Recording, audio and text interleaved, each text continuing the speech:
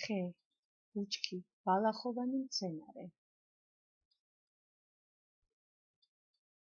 დედამიწაზე მრავალნაირი მცენარეა, მათ შორის აღსანიშნავია ხეები, ბუჩქები და ბალახები.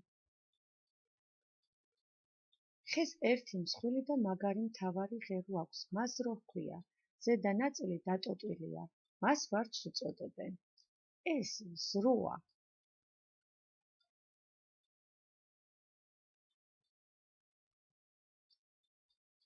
ეს ვარჯია.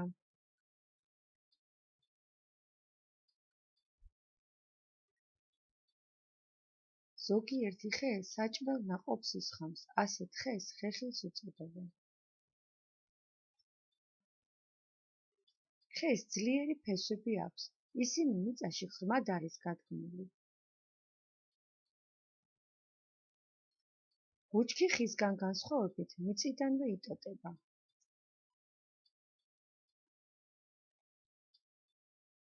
ბუჩქი ხეზე დაბალია, მას რამდენიმე წვრილი და მაგარი ღერო აქვს. საქართველოში გვხვდება ბზის, ჩაის, თხილის, შვინდისა და სხვა ბუჩქები. ბალახოვანი მცენარეების ღერო მწვანე და წვნიანია.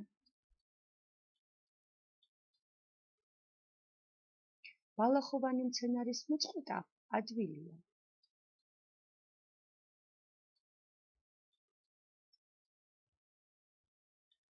ბამბუკიც ბალახია, მაგრამ მისი ღერო ხის ღეროსავით მაგარია. ბანანი ყველაზე დიდი ბალახოვანი მცენარეა.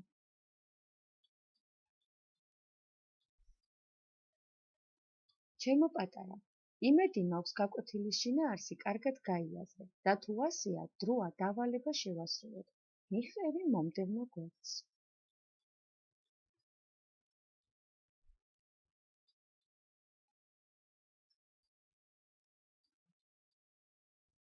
დავალება ნომერი 1. მშობლების დახმარებით მოიწიე ინფორმაცია ბამბუკის ან ბანანის შესახებ და უპასუხე კითხვებს. ეს მცენარე ხეა თუ ბალახი? რისთვის გამოიყენება ის?